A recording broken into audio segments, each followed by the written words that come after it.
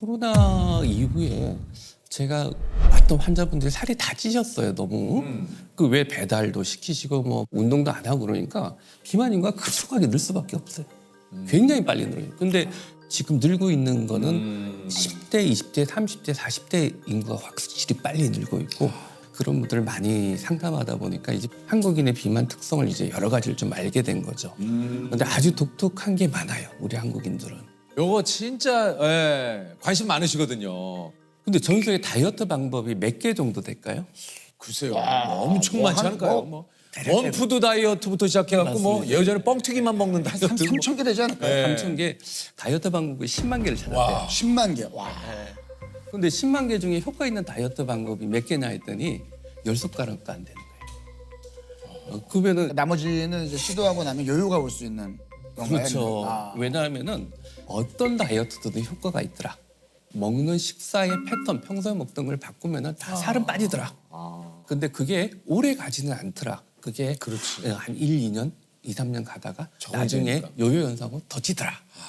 그래서 전 세계 효과 있는 다이어트는 원칙을 지키는 다이어트다. 그게 이제 결론이죠. 이게 사실 그 비만율이 증가하면서 그에 비례해서 암의 발병률도 증가를 한다고 해요. 네. 아. 벌써 한 20년 전쯤 되는 것 같은데 미국에서 그런 결과가 나왔어요. 비만이 암의 원인이다. 그랬더니 너무 궁금한 거야. 한국인도 그럴까? 그게 맞을지는 전혀 저는 생각을 못했어요. 근데 지금 이 시기에 와서 봤더니 대장암, 유방암 이런 비만 관련 암들이 늘어나는 게 실제적으로 우리 주변에도 입증이 되잖아요. 아마 주변에 그런 환자분 한 네, 분씩 맞아요, 있을 맞아요. 거예요. 그게 다 비만과 연관이 돼 있고 아, 이게 참 그 비만이 또 그 암을 유발한다라는 이런 얘기를 지금 해주셨는데, 아니 이게 이제 저희가 이제 뭐 이런 얘기 많이 하잖아요. 보통 자기 키에서 110을 빼는 게 본인의 적정 몸무게다. 이런 얘기들을 또 하기도 하는데 공식적인 그 비만의 기준이 있습니까? 비만의 기준이 우리 BMI라고 그래요. BMI. 예. 바디매스 그 인덱스라고 우리나라는 체질량 지수라는 건데요. 몸무게하고 키를 계산을 해서 이걸 예측하는 걸 만들었는데 그게 어느 정도 인정을 받고 계속 써오다가 요즘은 봤더니 이 지방 몸 안에 있는 체지방도 위치에 따라 다 다르다는 거예요. 아, 그렇죠, 그렇죠. 예를 들어 아랫배나 허벅지에 이 지방 많으신 분들 계세요. 그런 분들은 오히려 이 지방은 건강에 별로 안 해로워요. 그다음에 건강에 제일 해로운 지방이 어디입니까? 복부인데 네. 내장 지방. 내장 지방. 네. 복부면. 그래서 이 체지방 측정보다 이 허리둘레 하나 측정되는 게 암, 고혈압, 당뇨병, 고지혈증 뭐 이런 거하고 연관성이 훨씬 잘 나와요. 그러니까 복부에 있는 지방의 문제니까 이걸 재는 것이 훨씬 낫다. 네, 허리둘레 하나. 그러니까 예전에 보면은 마르신 분들인데 배만 올챙이 배처럼 나오는 분들이 또 내장 지방, 마른 비만이라고도 하더라고요. 그래서 남자 90cm, 여자 85cm. 그러니까 옷을 입었을 때 남자는 36인치 정도. 그다음에 여성은 34인치 넘으면은 좀 문제라고 생각하시고 어떤 분들은 공복에 운동하는 게 좋다. 어떤 분은 식후에 운동해야 돼. 주장들을 많이 하잖아요. 차이가 많지 않아요. 실제적으로 많지 않은데 사람마다 그게 적응하는 게 다 다른 거예요. 어떤 사람은 공복에 운동을 하고 나면 그다음에 식욕이 확 당기는 사람이 있어요.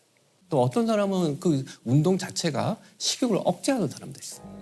그 사람마다 다르기 때문에 어느 하나를 고집하는 것 자체가 굳이 할 필요는 없어요. 그러니까 굳이 뭐 이제 나에 맞춰서 하면 되지 뭐 공복이 좋다 해서 일부러 끼니를 거르고 할 필요는 없다 그런 얘기죠. 네, 전혀 그럴 필요 없어요. 이건 어떻습니까? 저녁에 하는 운동보다 아침에 하는 운동이 더 좋다. 그게 이제 우리가 운동을 하면 하루 종일 기초 대사량이라고 해서 가만히 있어도 빠지는 열량을 기초 대사량이라고 하거든요. 그게 뭐 있냐면 가만히 있어도 36.5도라는 체온을 유지하고 우리 뇌는 생각을 하고 심장은 계속 뛰고 그다음 콩팥은 계속 역할을 하니까 그게 기초 대사량이에요. 그렇죠. 그게 나가는 에너지의 60에서 70%를 차지해요. 그건 엄청난 거죠. 운동을 하고 나면은 하루 종일 이 중요한 기초 대사량이 높아진 거예요. 심지어는 밤에 잘 때도 기초 대사량이 높아져 있어요. 그리고 또 밤에 잘 때 에너지를 탄수화물이 아니라 몸 안에 있는 지방을 분해했었어요. 그래서 사실은 운동을 해놓으면은 지방도 잘 타고 그다음 비만 조절에도 좋고 그다음 또 그 에너지를 연소하는데 큰 도움을 받죠. 아침에 시간 나시면 조세호 씨처럼 하시면은 하루 종일 기초 대사량이 높아지고 여러 덕을 많이 보죠. 아침에 커피를 드시잖아요. 네. 근데 요즘 커피 다이어트도 있었어요. 아, 그래요? 맞아, 공복에. 몰랐어요. 네. 그렇죠. 근데 커피 다이어트에 여러 효과 중에 커피에 카페인이나 다른 성분들이 교감신경을 흥분시켜서 운동을 했을 때 효과를 더 높인다는 맞아요. 가설이 있었어요. 저희가 그래서 가끔 유산소 네. 하기 전에는 일반 아이스 아메리카노 말고 에스프레소 있잖아요. 네. 그냥 에스프레소를 한 잔 마시고 운동한 적도 있거든요. 그러니까 이 커피를 마시고 하게 되면은 생각보다는 뭐 교감신경을 흥분하고 해서 될 것 같지만 그 정도 되려면 커피 엄청 먹어야 되고요. 에스프레소 한 잔 갖고 안 돼요. 더 많은 잔을 먹어야 되기 때문에 효과가 별로 없고요. 우리가 살 뺄 때 중요한 것 중에 수분 보충이 중요해요. 근데 이제 카페인을 먹고 나면은 수분이 빠져나가죠. 그러니까 운동할 때 힘드실 거예요. 탈수 상태에서 운동을 하는 거는 굉장히 안 좋아요. 탈수를 많이 시키면은 살이 한 달에 10kg 금방 빠져요. 우리 몸에 그 단백질이 저장될 때 근육으로 저장되잖아요. 근데 물하고 섞여야 되거든요. 맞아요. 그걸 잘 못하게 하니까 그 살은 좀 빠지는데 이게 지방이 안 빠지고 근육만 빠지는 거예요. 네, 제가 사실은 물을 안 마시잖아요. 그러면은 이제 수분이 없으니까 빠지니까. 거울 봐도 뭔가 아 내가 좀 잘 빼고 있구나라는 게 느껴지는데 그게 사실 착각인 거거든요. 건강하게 빼고 있는 게 아니니까. 지방도 빠지는 순서가 있는데 살 제대로 빼는 사람 뱃살부터 빠져요. 대부분 뱃살부터 빠지고 얼굴살은 나중에 빠져요. 그거 당연한 거예요. 근데 얼굴부터 빠지면 그게 지방이겠어요? 그렇죠. 뭔가 좀 잘못. 수분 빠지고 근육이 빠지는 거죠. 그래서 아까 마른 비만 말씀, 팔다리는 가늘고 배만 볼록 나오신 분이 그런 다이어트를 하신 분들이 무지 많아요. 맞아요. 요건 좀 건강에 어떻습니까? 제일 중요한 거는 생활 습관 교정이고 식습관 교정이에요. 그래서 지금 너무 잘하시고 계신데 아침을 좀 거르시는 것 같아요. 근데 점심 때 나름대로 탄수화물 안 먹으려고 비건 음식으로 네네네. 단백질 위주로 섭취하는데 그러고 나면 우리 몸이 굉장히 긴장을 하잖아요. 그럼 저녁에 같은 회식을 하더라도 건강한 식단보다는 그냥 고깃집 맞아요. 안 찾아갈 수가 없어요. 맞아요. 우리 몸이 내면에서 엄청나게 요구를 해요. 그 다음에 하루 며칠 지나면 운동하기 싫어지는 게 일반적이에요. 근데 조세호 씨는 너무 대단하신 게 분명히 몸이 그런 반응을 할 건데 아 내가 이걸 해야겠다는 의지를 가지고 운동을 하고 계신 거지 일반적으로는 운동하기가 싫어져요. 근데 이 얘기 어떨지 모르겠는데 운동 오랜만에 한 거예요. 아니.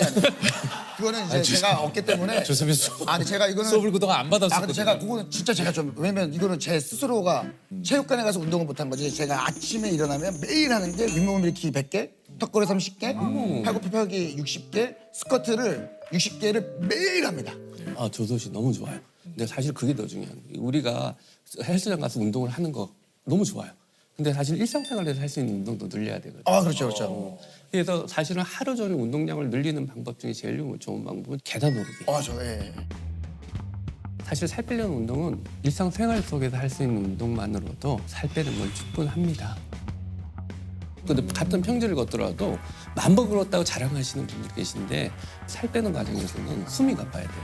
숨 한 번 꺼보고 그냥 1000번을 걸으시면은 극단적인 표현을 쓰면은 노동을 하신 거지 운동을 하신 게 아니에요. 약간 숨 가쁜 운동을 반복적으로 오래 숨 가쁜 해주세요. 운동. 숨이 가빠야 된다. 좀. 약간 숨이 가쁘는 과정 자체가 지방을 연소하는 과정 중에 하나거든요. 최근에 이게 이제 해외에서 보니까 그 약이 뭐 개발이 됐다고 그래가지고 일론 머스크도 뭐 그 네. 약 가지고 뭐 좀 요즘 얘기가 많던데요. 화제던데요. 그죠? 약이 옛날에는 우리 식욕 조절에 관련된 약들을 많이 개발했어요. 그런 게 있었죠. 신경 전달 물질 중에 세로토닌, 도파민, 노르아드레날린이라는 물질을 조절하는 약들로 식욕 조절하는 게 대부분이었는데 그러다 보니까 여러 좀 문제가 많아요. 약의 그 마약 계통이니 아니니 하면서 여러 문제도 많이 일으켰고 요즘은 정말 좋은 게 그런 계통을 벗어난 약들이 나오기 시작해요. 그게 이제 일론 머스크가 썼던 약이나 이런 약들인데 장에서 나오는 호르몬 자체가 식욕도 억제하고 장 운동도 느리게 해주니까 먹고 나서 금방 포만감도 생기고 여러 가지 장점이 있는 거죠. 그래서 요즘은 우리가 쓸 수 있는 무기가 아주 많아졌죠. 그렇군요. 저는 오늘 선생님께 포만감에 대한 정의도 좀 해주셨으면 좋겠어요. 이게 보통 포만감이 다 다르거든요. 그러니까 어느 정도 느꼈으면 숟가락을 내려놓는 게 제일 깔끔한 건지를. 근데 포만감이라는 건 사람마다 달라요. 다르죠. 네네. 그리고 내가 오늘부터 살 좀 빼겠다 하고 생각하는 사람들은 먹는 약을 평소에 먹던 걸 3분의 2 정도 먹으면은 늦어도 일주일 내에 대부분의 위가 좀 쪼그라들어요. 과감하게 위가 한 3분의 2 정도 먹었다 싶을 때 숟가락을 놓아버려요. 맞아요. 술 자체가 첫 번째 식욕을 자극해요. 아, 그렇죠. 저도 실험을 해봤거든요. 그 집에서 한번 해보시면 재밌을 거예요. 삼겹살 먹을 때 맹물하고 드셔보시고 소주 한 잔하고 드셔보세요. 아, 다르죠. 맛이 달라요. 맛도 다르고 먹는 양이 달라요. 일단 이게 소주를 마시고 삼겹살을 먹으면 쫙 달라붙으면서 그 다음 소주를 또 불러요. 그리고 또 마시면 국물을 불러요. 어쩔 수 없이. 계속 부르는 거예요. 계속. 그러다가 이제 마지막에는 커먼이지, 커먼. 탄수화물을 불러요. 쫙 먹고. 맞죠? 그렇죠. 맞죠? 그러니까 아까까지 해놓으신 아까 비디오에 봤잖아요. 점심 때까지 잘 하시다가 그러니까. 저녁에 무너지시는 거예요. 술이 몸 안에 들어와서 어떤 작용을 하는지 좀 알고 계십니까? 거기까지는 제가. 그 이전에 거기 있는 술 자체가 지방 분해를 방해해요. 방금 전에 말씀드린 식욕을 자극하고 지방 분해를 방해하고 하니까 살 빼는 데는 술은 최대의 적이에요. 맞습니다. 근데 알코올 드시는 분이 그 아까처럼 당을 너무 억제하시면 안 돼요. 우리 몸에서 당을 쓸 수밖에 없는 조직이 있는데 또 에너지도 제일 많이 쓰는 조직이 어딜 것 같아요? 에너지를 제일 많이 쓰는 조직이요. 간입니까? 간? 뇌예요. 네. 뇌가 술을 계속 먹으면 뇌의 기능이 떨어진다는 걸 잘 해마가 알잖아요. 손상되기도 하고. 네. 근데 거기에 그 당을 쓸 수밖에 없는 걸 안 드시면은 뇌 손상이 빨리 오고 그 다음에 20년, 30년 있다가 치매가 빨리 올지 몰라요. 아이고 이건 또 뭐야? 이게 뭔 소리예요 또? 요즘 또 극단적으로 탄수화물을 억제하시는 분들 계시잖아요. 요즘 진짜 많아요. 음. 다이어트 하려면 일단 탄수화물을 줄여야 된다는 맞아요. 생각이 그죠? 네. 네. 근데 우리가 실제적으로 연구를 해봤더니 탄수화물, 단백질, 지방의 그 에너지 비율을 비교해봤어요. 탄수화물을 에너지 중에 몇 퍼센트 먹으면 제일 오래 살까 하고 연구를 해봤거든요. 근데요? 50%가 나와요. 어? 그렇게 높아요 탄수화물이요? 이게 50% 먹는 게 제일 오래 사는 걸로 결과가 나왔어요. 아, 50%. 근데 생각을 해보면은 그게 틀린 이야기가 아닌 게 탄수화물을 먹고 나서 뇌나 심장이나 이게 포도당을 쓸 수밖에 없거든요. 이런 장기에서 포도당이 필요한 거예요. 안 그러면 사람이 죽잖아요. 그렇죠. 포도당을 만들어야 되는데 그걸 억제하면 어떤 일이 생기냐면은 포도당 비슷한 딴 걸 분해해서 만들어내요. 그게 뭐냐면은 그 단백질이나 이런 걸 분해해서 근육 분해를 너무 시키는 거예요. 아 그러니까 근육이 빠지는 거. 그러니까 빨리 근육이 소실이 되고 기초대사량이 떨어지니까 나중에는 조금만 먹어도 살찌는 몸이 돼버리는 거예요. 그래서 권하기는 탄수화물을 좀 드셔야 되는데 우리 옛날처럼 많이 드실 필요는 없고 어떻게 드셔야 되냐면은 설탕 과당이 먹고 나면 피 속에 빨리 혈당을 높아지기 때문에 그런 거기 때문에 천천히 높여주는 탄수화물을 드셔야 돼요. 그게 뭐 있을까요? 천천히 탄수화물을 높이는. 그러니까 뭐 잡곡이나 뭐 이런 거. 꼭 네. 흰빵보다는 호밀빵이나 둥글빵. 그렇죠.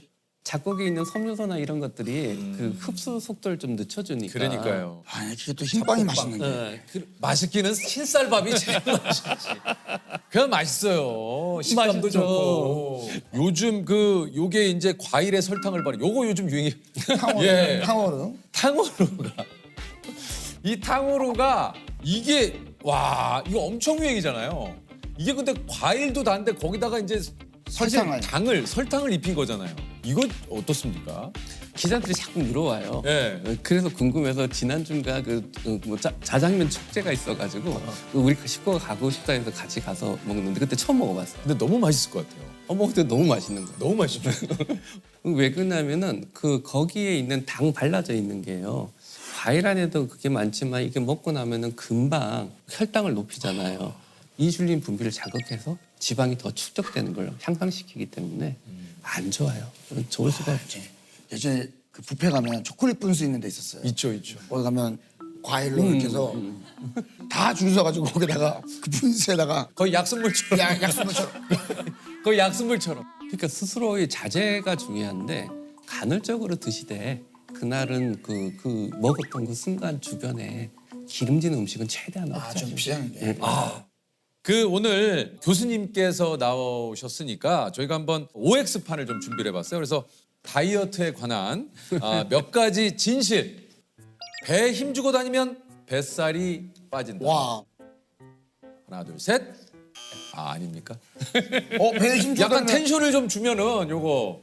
지방에 이게 힘을 아무리 줘보세요. 여기 힘 주고 계속 계시면은 여기 있는 지방이 빠질까요?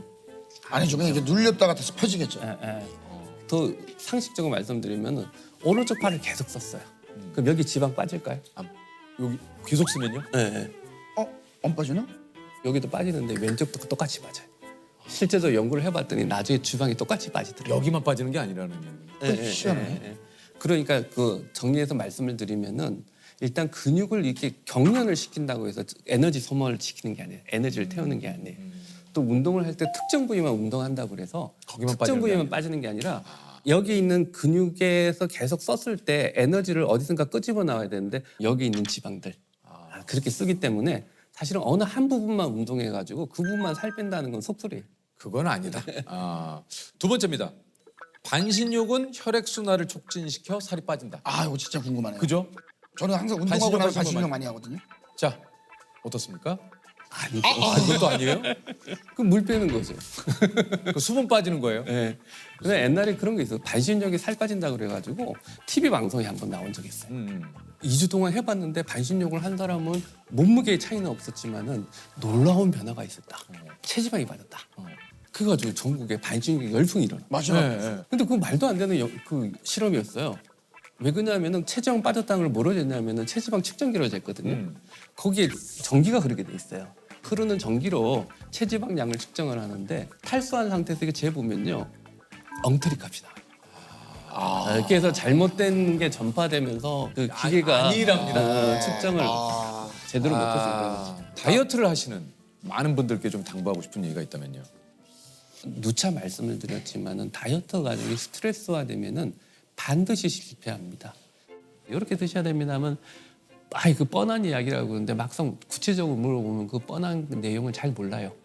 그 뻔한 걸 잘 지켜주시는 게 정말 효과적이라고 할 수 있죠. 음식 먹을 때 약간 배고프게 먹고 그다음 스트레스를 받지 마라. 하루에 10분씩 나눠서 운동해도 되니까 하루에 30분 숨가쁜 운동을 해라. 수면을 잘 유지해라. 그다음에 몸무게에 너무 집착하지 마라. 이 정도라고 보시면 될 거예요. 자기 탓하지 마시고 다 괜찮고 못 뺄 살은 없고 조금 공부를 하시면서 원칙을 지키는 다이어트를 해주시면은 많은 효과적일 거예요.